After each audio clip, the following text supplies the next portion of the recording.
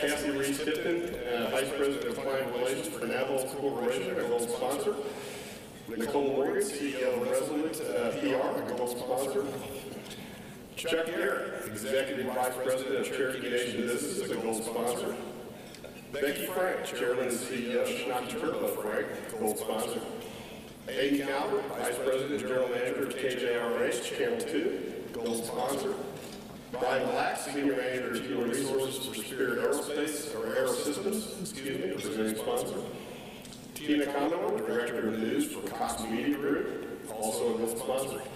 To my far left, front row, your right, Karen Gilbert, Tulsa City Councilor. Jim Meeks, State Board Member for Oklahoma Farm Bureau, a legislative benefactor. Sarah Phelps, Regional Human Resources Manager for Cimarex Energy, a legislative benefactor. Chief James Floyd, Principal Chief of the Muskogee Creek Nation. Ron Peters, Chair of the Tulsa County Commission. Phil Albert, President of Pelco Structural and the Tulsa Regional Chambers of Media, past chair. Carrie Painter, Assistant General Manager of Cox Business Center, our host sponsor.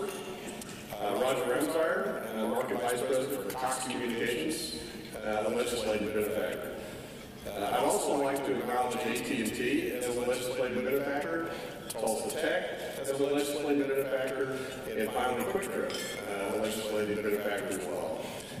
So please, I ask you to take note of today's silver and table sponsors that are listed in your program. We do thank each of these organizations for their support of the Tulsa Regional Chamber. So with that, let's give them a round of applause.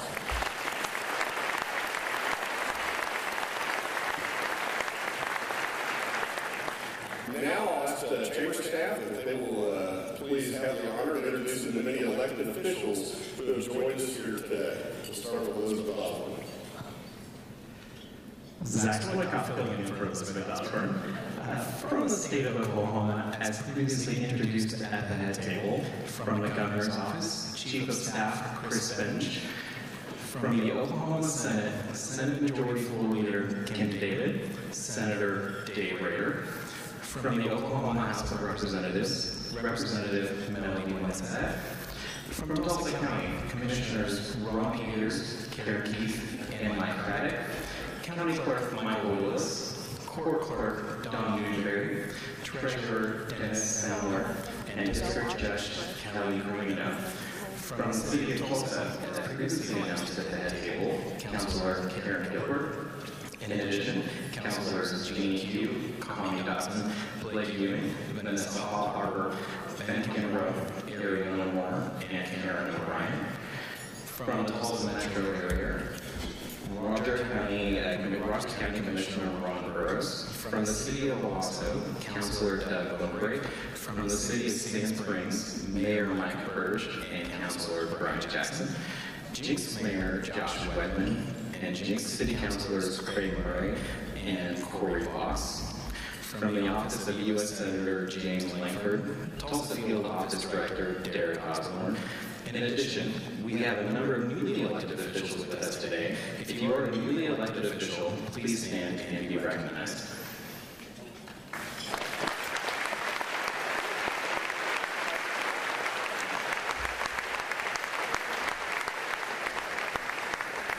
And please help us thank all of our elected officials in attendance today.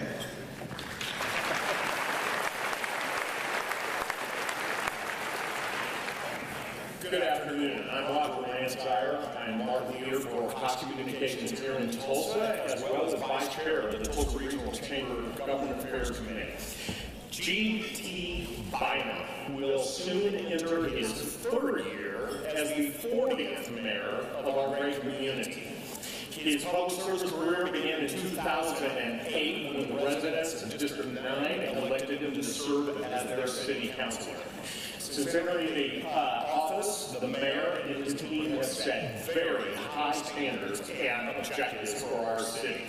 When he was first elected, all Tulsans seemed to be enamored with G.T.'s vision, his innovative ideas, and his youthful enthusiasm. And while our mayor's vision, innovative ideas, and enthusiasm have not waned in the least, we can no longer claim to have the most youthful mayor, as Oklahoma City now leads you by 2, and our newly elected Lieutenant Governor beat you by 3 years. We still have that innovation and enthusiasm, though, and we're pleased to have it. Be assured, GT's innovation is inspiring our community to do many neat things. As inspired by a program in New Mexico, our mayor launched a unique program called A Better Way, which gives people experiencing homelessness the opportunity to earn a day's wage for helping beautify our community. Our mayor and his team have drafted the first resilience strategy for our community to address issues of race, economic challenges, and health inequities. And if you haven't noticed, there's a new energy in our great community, a new bike-share program called This Machine, Tulsa's first food court, Monroe Market, and of course, a new symbol of civic pride, our Tulsa flag. We can't talk about all of the successes, though, of this great community without, of course, mentioning Tulsa's gathering place. It is truly a world-class park for a world-class city, and it seems that it feels it came at just the right time with just the right mayor. And if you haven't yet noticed in this introduction, from a physical perspective, the mayor you will see today is not the same mayor that we elected, as he is a bit of a shadow of his former self, and in the epitome of self-discipline, because I can see behind his name card, unlike me, he didn't touch his dessert. Sorry, Chef Devin, for doing that. Now, in the spirit of Cox Media Group's KRG Radio, I'll leave you with 3 big things you need to know about our mayor. The first thing is that G.T. Bynum is a family man. He often shares his family with Tulsa, Oklahoma, like we opened the gathering place, but more often it is his family sharing him with our community. Secondly, he often gets to end up hanging out with some really, really cool people. Mayor Bynum recently rolled out the carpet to see Thomas Howell, who played Ponyboy in The Outsiders alongside the novel's author S.E. Hinton, and adopted Tulsa Danny Boy O'Connor. And third, he's proven to all of us that it is perfectly safe to swim in the Arkansas River. So thank you, Mayor, for proving to us otherwise from what we may have. Whether it's the great raft race, a team football game, or Tulsa Tough, our mayor is there. He's active in our community, and he is making it vibrant. So let's all welcome to the stage the great mayor of the city of Tulsa, the Honorable G.T. Bynum. Wave your Tulsa flag.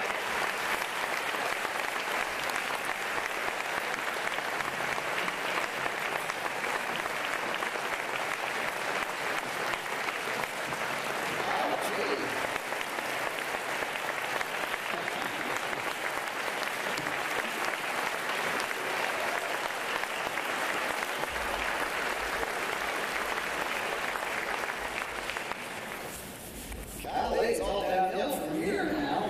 We're already stood up. I appreciate Roger pointing out that I'm now the elder member of our new class of elected officials here in Oklahoma. And I really want to thank you for that introduction. I want to thank all of you for being here today. As was mentioned, we've set an all-time record for attendance at this event. I think that says a lot about the enthusiasm people are feeling for Tulsa right now. Being mayor of Tulsa is the most challenging, all-consuming, rewarding job I ever expect to have. And I'm thankful for the love and support that I receive from our family as I serve our city. I want to recognize several of them who are here today. My wife, Susan.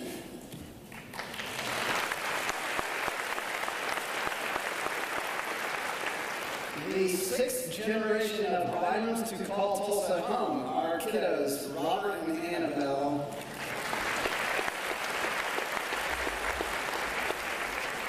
This is their first chamber lunch, so they're pretty stoked about chocolate pie on the tables. My mom, Susie.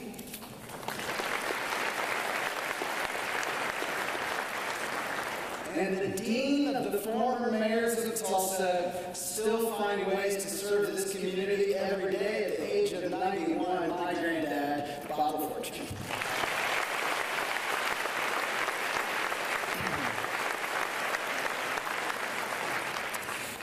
so honored today that we are also joined by our fellow Tulsan and our Governor-elect, Kevin Stitt. Governor, will you please stand up?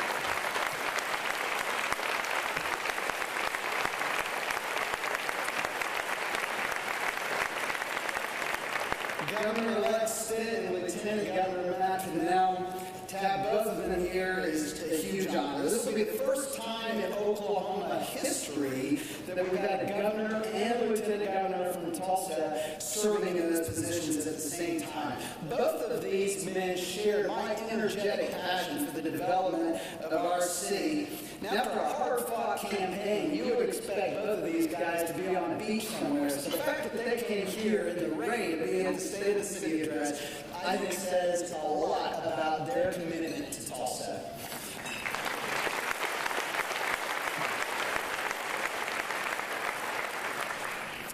And while I get to give this speech today, I want to be clear that the success that we're going to talk about and that we've enjoyed as a community over the last year has been a team effort.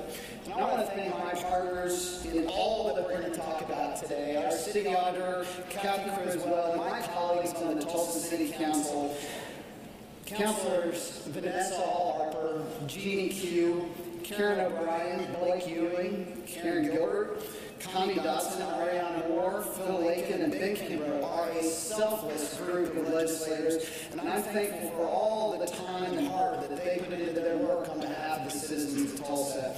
I want to thank Councilor Anna America, who's found a new way to serve the citizens as our City Parks Director.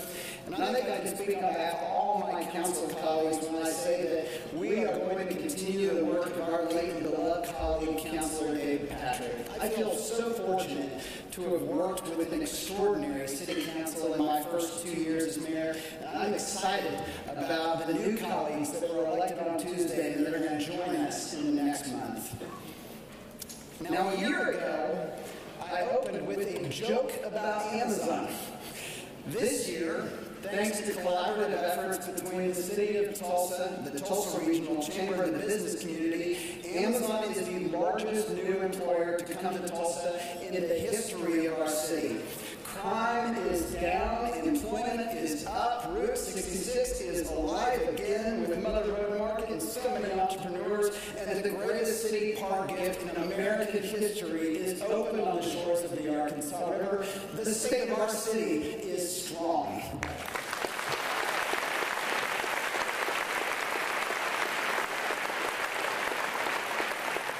We're living in an historic moment in Tulsa, and like a fish that doesn't appreciate the ocean, we can often miss the fact that we're living in historic times. So I want to explain what I mean.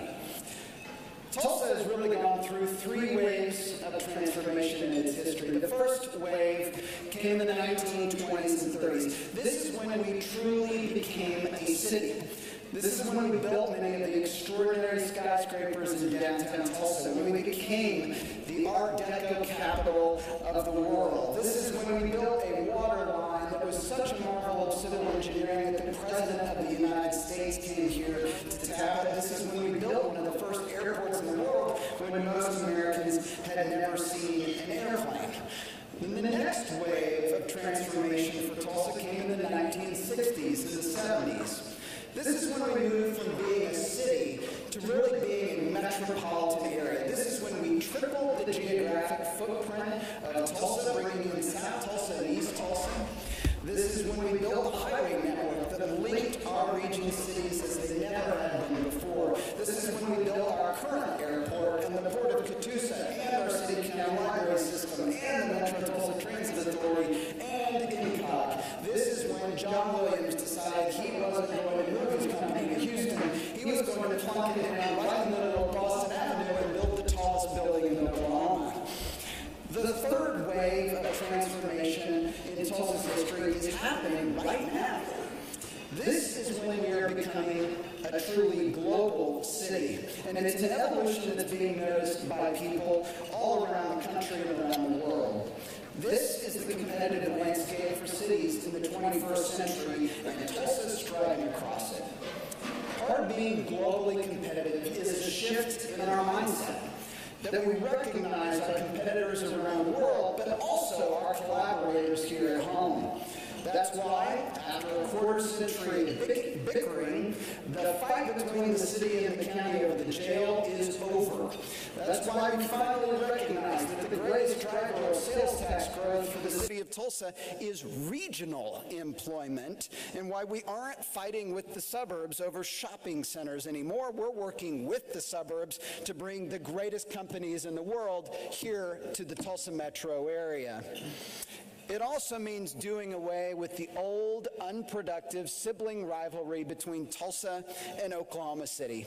Do you have any idea what Oklahoma could become if Tulsa and Oklahoma City worked together?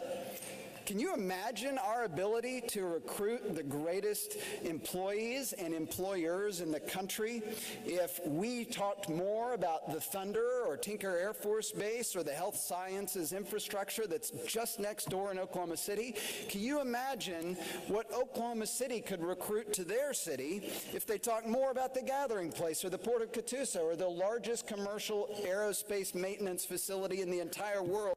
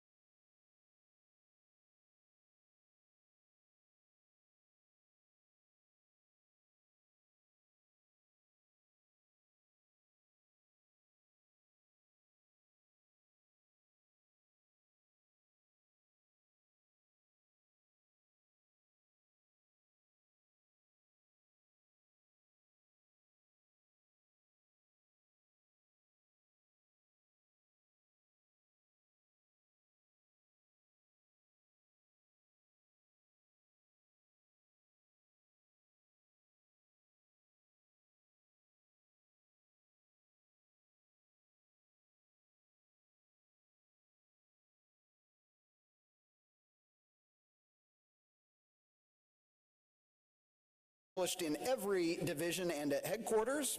Training and officer wellness programs have been improved, and collaboration with local schools has been expanded. We have a long way to go before this program is fully mature, but I'm thankful for the support that we're receiving from across the city in implementing it. Our third path to make Tulsa a safer city is that we aren't just focusing more resources on public safety, we're also being smarter about how we do it. The #1 municipal arrest in Tulsa we make each year is public intoxication. These are generally either people who made a once-in-a-lifetime mistake or somebody with a serious drug and alcohol problem. Yet, for all of history, we threw all those folks in jail where they received no treatment, and all too often we pick them up just a couple weeks later and put them in jail all over again. Well, no longer. This year we opened the Tulsa Sobering Center, a partnership with 12 and 12, which serves as an alternative to incarceration. People who are picked up for public intoxication are given the option of either jail time, or they can go to the Sobering Center where they sleep it off for 12 hours, are offered treatment. If they accept it, they get it. If they don't want treatment, they're put in a cab and taken back where they were picked up. In the last month alone, over 80 people who would otherwise have gone to jail instead were picked up by Tulsa police, and 15 minutes later were in the care of a certified treatment center.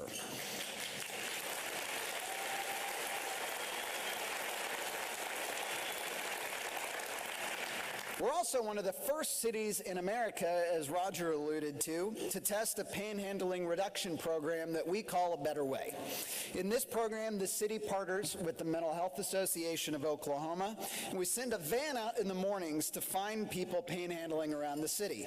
The driver offers them an honest day's work for an honest day's pay, and our experience is that unless that person is intoxicated or physically incapacitated, they almost always prefer the work over panhandling. They work for the day with a crew picking up trash and cleaning public spaces, but the most important part occurs at lunch, where they're interviewed by area social service agencies who can help them get back on their feet. The Tulsa Area United Way has provided a job counselor who helps them find work. This program has broad importance for our country because in our first 6 months of testing this in Tulsa, we found that our results very closely mirrored those that they found in their first months in Albuquerque, New Mexico, where it originated. We believe that this may demonstrate the success of this program doesn't rely on the city where it's been implemented, but it can be used in any city in America, and that has profound importance for the way that cities around America deal with panhandling, and I am proud of Tulsa for being a true laboratory of democracy.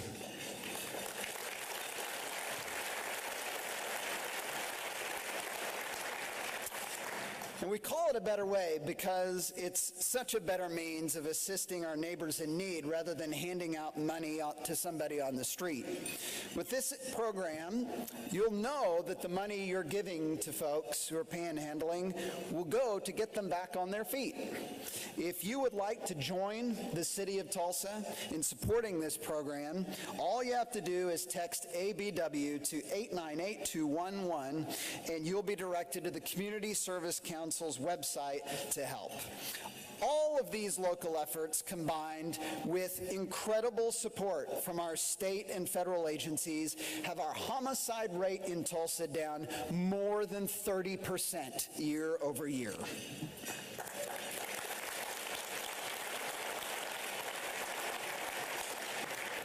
And I want to be clear that while the City Council and I are doing our best to make Tulsa safer, we aren't the ones out responding to 911 calls for help. That responsibility falls on the men and women of the Tulsa Police Department. I'm so proud of the sacrifice and service that they deliver for the citizens of Tulsa. Our time today is limited, so I want to give you just one example from the last year. On the afternoon of July 3rd, most of us at the City of Tulsa were marking time before the 4th of July holiday. But Tulsa police officers had encountered a suspect at the Quick Trip at 49th and Harvard who refused to get out of a van and would not identify himself. Showing remarkable calm and restraint, officers spent almost a quarter of an hour talking with him, asking him to get out of the van, but he wouldn't do it. So they called Sergeant Mike Parsons to the scene for deployment of a pepperball gun. Sergeant Parsons calmly explained to the suspect what was going to happen, but the suspect still refused to move. So Sergeant Parsons deployed a pepperball, and as he did so, the suspect opened fire on the officers. Sergeant Parsons was struck in the leg near his femoral artery, a potentially lethal wound. And this is where the remarkable heroism of the men and women of the Tulsa Police Department reveals itself. You can watch all of this on the body camera footage that was released by the department subsequently. Officers take cover, and they ask Sergeant Parsons if they can take him to the hospital. Remarkably, he not only declines to go to the hospital, but instead calls two officers over to his side so he can lean on them for support as he directs the tactical response. He instructs younger officers to calm themselves, and officers move in to stabilize the suspect. Officers begin providing first aid to the suspect who just moments ago had been shooting at them with an intent to kill them. And a few minutes later, the body camera footage finds Sergeant Parsons sitting on the bumper of an ambulance, and a medic approaches to give him first aid, but Sergeant Parsons directs them to first assist the suspect who just moments ago had shot him. Now, all of this is a testament to the kind of men and women who serve you every hour of every day in the Tulsa Police Department. But there's an element of the miraculous in this story, too. You see, just that morning, Sergeant Parsons had been given a challenge coin by one of his colleagues and placed it in his pocket. The bullet, which could have killed him, instead struck the challenge coin, injuring his leg, but preventing the bullet from passing through and striking an artery. For the rest of my life, so long as I live, I will never forget the moment when I was standing beside Sergeant Parsons in that emergency room, and we found out about this miracle. Everything else fell away in my mind, and only 3 words remained. Thank you, God. Sergeant Parsons is here today with us. I would ask that he stand up on behalf of all the men and women who are serving you in the Tulsa Police Department, and I would ask everyone here to join me in showing our appreciation to them.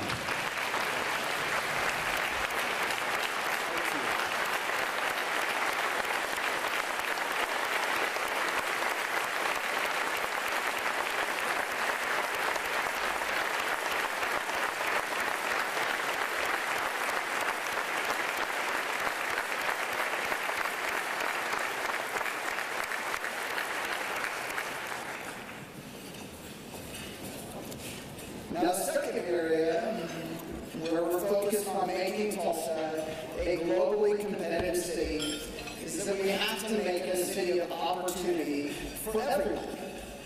Historically, Tulsa has been that beacon of opportunity. That's what brought my family, the Bynums in the 1880s, and the Little Fortunes in the 1920s, to Tulsa.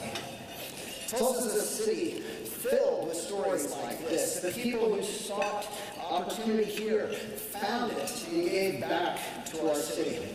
But we have to acknowledge that not all people have had equal opportunity in Tulsa, historically or even today. To change that, we're pursuing 3 paths: Resilient Tulsa, the New Tulsans Initiative, and the Mayor's Initiative for Women in Leadership.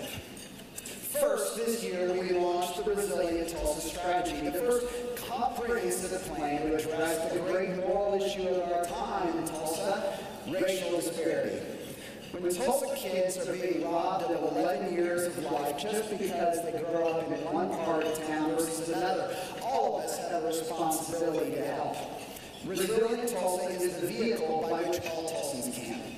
The strategy contains over 40 action items which will be implemented over the next 5 years. Things like encouraging small business development in minority communities, developing neighborhood action plans, and partnering with local education institutions to address industry-specific skill gaps. Just last night, over 250 Tulsans gathered across the city in groups of 7 to 8 people they didn't even know to have dinner together and discuss their life experiences in Tulsa. For me, participation in one of these groups was an incredibly powerful experience. There's just something about sitting down over a meal with your neighbors and hearing the good and bad of what our lives have been in this one place. And ultimately, reconciliation in Tulsa will occur at that person-to-person level. Keeping all of this on track is the new Mayor's Office of Resilience and Equity. Leading that team is Devon Douglas. We need your help to address this historic issue of inequality in Tulsa. If you want to learn more about how you can join us, you can just Google Resilient Tulsa, or you can reach out to Devon directly. Second, this year we also launched the New Tulsan Strategy. When we think about what made America such a special place since its inception, it wasn't that the 13 original colonies set up shop and didn't allow anybody else to come into our country. It was that America became a beacon of freedom and opportunity for people from all nations, which allowed us to attract the best and brightest from all around the world to our country. Yet today, when Americans talk about immigration, we almost always fall into the divisive trap of a debate about illegal immigration. But one of the most moving experiences for me as a mayor has been to attend citizenship ceremonies. To see our newest fellow Americans who worked so hard and risked so much for years for the chance to be one of our fellow citizens, to see them take that oath and swear their allegiance to our country, it just fills your heart with gratitude to be an American. For those people, for those new Americans, we want Tulsa to be a welcoming city, a place where they can get good jobs, where their families can get good educations, where they are invited into the civic life and leadership of our city. That is what the new Tulsans Initiative is all about. Leading this initiative is Christina De Silva, our Director of Community Development and Policy at the City of Tulsa. And again, we need your help in making Tulsa a more welcoming place for our immigrant community. If you want to learn more about how you can join us, you can just Google New Tulsans, or you can reach out to Christina directly at the address there. The third initiative that we've launched this year to make Tulsa a place of opportunity for all people is the Mayor's Initiative for Women in Leadership. When I came in as mayor, we had one woman serving on city authorities and boards and commissions for every 2 men. So we've gone to work in addressing that imbalance and the belief that gender equity in leadership roles produces better results for all of us. We have worked to appoint more women to city authorities and boards. The city is undergoing a pay equity audit, and we're bringing forward a new city policy that will cause city jobs to be routinely compared to ensure pay equity. But most importantly for the future, we believe there are remarkable future women leaders in Tulsa right now, and we want to empower them to do more for our city. Leading this effort are members of the Mayor's Commission on the Status of Women and my Deputy Chief of Staff, Amy Brown. We know the City of Tulsa isn't the only organization in town with these disparities, but again, we need your help in addressing them in all parts of our city. If you want to learn more about how you can join us in this important effort, please reach out to Amy directly. Now, I am honored to work alongside a new generation of women leading our city who are driving these improvements to make Tulsa more open and more equal. Devon, Christina, and Amy are only 3 of them, but you're going to be hearing about them for a long, long time.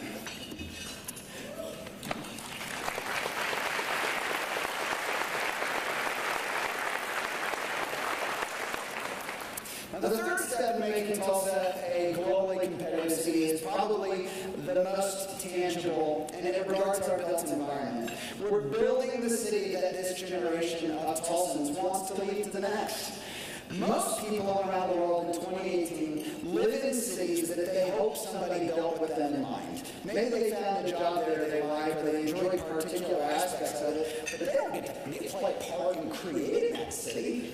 In Tulsa, right now, on this day, in this era, we are building the city that we want for us and for those who come after us. And this is happening across all sectors, philanthropic, public, and private. The philanthropic sector is doing so many great things, but the great point of pride for our city in the last year is obviously Gathering Place. We shouldn't be surprised by the breakdown in public discourse afflicting our country right now. It's never been easier for humans to be isolated from one another, and the institutions which historically brought us together are declining in attendance. We can either accept that as an inevitability and watch kindness, compassion, and empathy slowly erode, or we can create new ways of bringing people together. That's what Gathering Place is all about. But the thing I love most about Gathering Place is the look on the face of Tulsa kids when I tell them it's the best park in the entire world, and it was built by their neighbors for them. And imagine what those kids are going to do for our city over the next 30 to 40 years with that level of expectation in their minds. I can't wait to see them do it. In the public sector, the citizens of Tulsa are holding our own. The next few years will see a lake constructed in the Arkansas River, 3 miles in length, 8 feet deep on average, that will change the way Tulsans relate to our defining natural asset. This summer, we will be one of the first 12 cities in the United States to operate bus rapid transit lines. We're bringing USA BMX as an Olympic training and trials facility to the Greenwood District. We're working with the foremost museum experts in the world to renovate Gilcrease Museum to a facility worthy of the greatest collection of American art and history, not in the hands of the federal government. And I just mentioned 4 projects, but we're working on 24 similar ones underway as we build the Tulsa that we want. Now, the area that I'm most excited about, though, in 2018 and 2019 is the private sector investment that's occurring in Tulsa.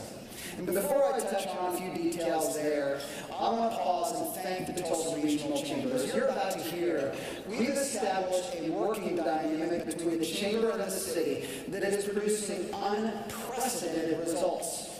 I also want to thank our city's Chief of Economic Development, Kyan Kings. It's easy to overlook local talent, so I want to be crystal clear for all 1,300 of you. Kyan Kings is the best Chief of Economic Development of any city in the United States.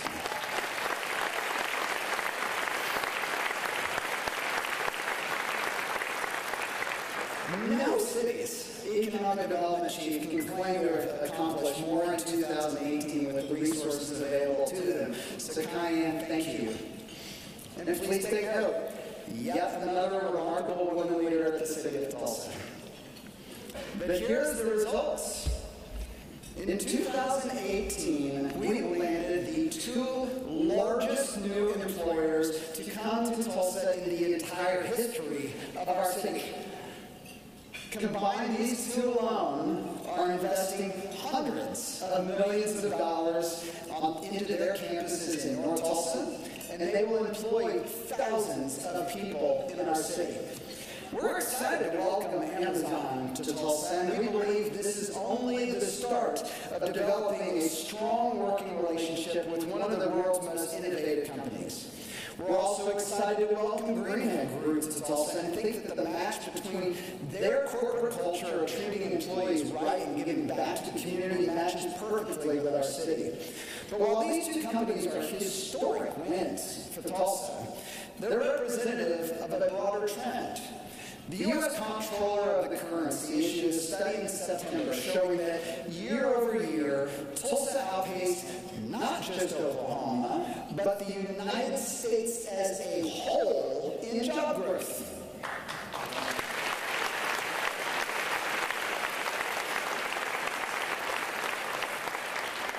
And in downtown Tulsa alone, we have over $300 million in projects slated to break ground in the next 12 months. Investment in downtown Tulsa continues to grow at an unprecedented pace. So the state of our city is strong. You can feel the positive momentum, but we also have the data to back that up. We're not resting on our laurels. The mantra that I raise with our team in the city over and over and over again is continuous improvement. We need to be working every day to be better than we were the day before. And I want to share 3 important initiatives that we'll be carrying out in the year ahead. Our first initiative for 2019 concerns our city infrastructure. In the last year, you'll remember me bringing this up in my speech last year, we convened a commission of business leaders who reviewed the way that we fixed streets and recommended a number of improvements. Chief among them was that over 60% of the project time on a street project is not for the street work. It's for the utility work underneath the street. Gas lines, water lines, sewer lines, power and cable and telephone, you name the utility, we have it under or alongside a street somewhere in Tulsa. These improvements have to be done with care and usually independent of one another. Staying on top of the scheduling for all of that work takes a tremendous amount of logistical stewardship. Yet when we dug into it, we found that we had one guy overseeing this work for every street project in the entire city. So the City Council and I funded the recommended number of staff for utility coordination. We've improved the bid process to help make our projects more competitive. We cut bureaucratic red tape to help expedite and complete projects on time and under budget. And we believe this will make a big difference in speeding the pace of street projects in Tulsa.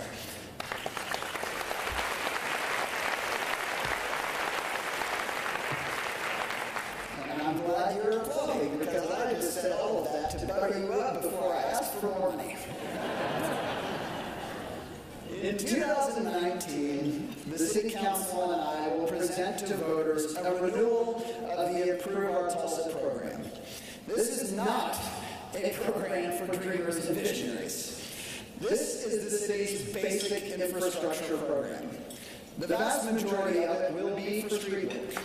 While the city's made great progress on catching up with a decades-in-the-making street maintenance backlog, the reality is that our streets are still a long way from being something that we can be proud of. We cannot let up on that pace of work, but we also just spent a summer with our firefighters working out of trucks with no air conditioning. We came dangerously close in the last year to not having any operating ladder trucks in the Tulsa Fire Department.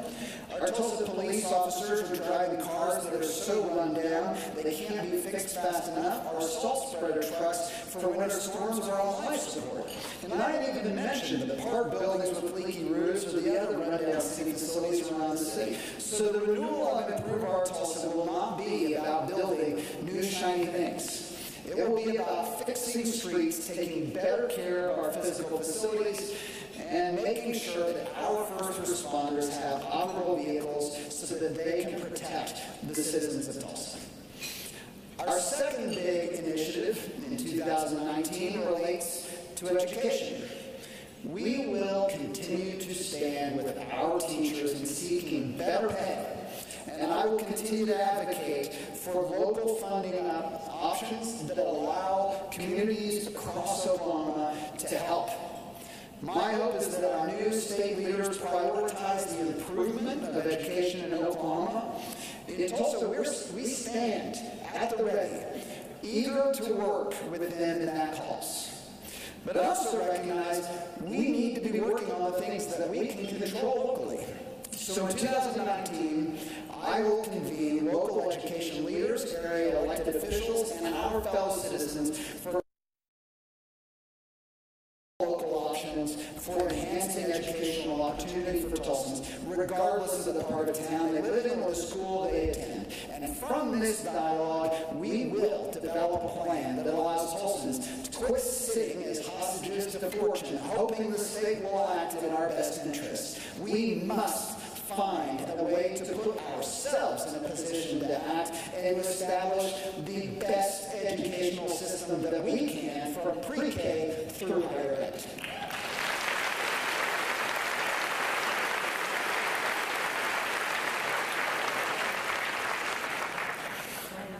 The third significant initiative for 2019 relates to our ability to continue bringing investment into Tulsa. For years, Tulsa's had a bad reputation for red tape and a glacial pace in processing development permits. This isn't the fault of the people who work in our development services department. The folks at Amazon told me that our permitting team was one of the best that they had worked with. When we have people focused on permitting, the work is excellent. The problem is that isn't usually the case. Our permitting operation at the city of Tulsa has suffered for years from chronic understaffing, and understaffing in this space means longer wait times for those who are trying to invest in our city. When my team began to work on this problem, we found that the average wait time for a permit application to be reviewed just for the first time was 25 working days. That's 5 weeks. So this year, we rolled up our sleeves and went to work on overhauling our permitting processes at the city of Tulsa. We put our permitting system online after years of industry requesting that. we made the dramatic step of merging the city's long-term planning function into INCOG, streamlining operations and providing a one-stop shop for planning and zoning. We established an independent development services department tasked with moving us from a laggard to a leader amongst our competitor cities when it comes to permitting projects. And through a lot of hard work and analysis of best practices around the country, we have developed a plan that will hire the correct number of plan reviewers. That will be a staffing increase amongst plan reviewers of 83%. Our plan allows the department to contract with third-party plan reviewers when it's needed. It includes a self-certification program, which I told you about last year, for expediting permits as needed.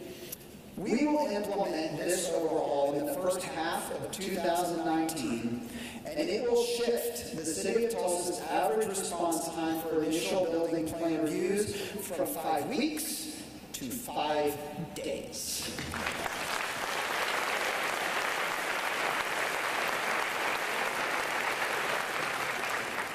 So in closing, I hope you share my enthusiasm and excitement for the trajectory that Tulsa's on right now. But as we conclude yet another divisive election cycle, I also want to ask you to consider the broad coalition of Tulsans who are making all of this stuff happen.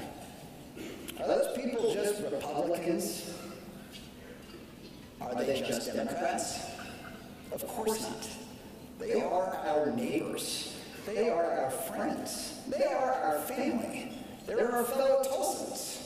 Tulsa is that rare and special place willing to openly acknowledge the greatest challenges that we face and then pull together across party lines as a community to move our city forward. We will let others further away opportunity in favor of partisan games. In Tulsa, people still matter more than partisanship.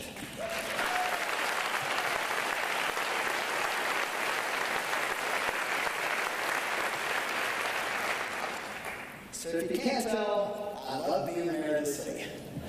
I really appreciate you sharing your time with me today. I appreciate all the people in this room who are making Tulsa the best city that it can be. Let's keep working together, keep blazing trails, keep advancing this community on behalf of the people that we love. Thank you very much.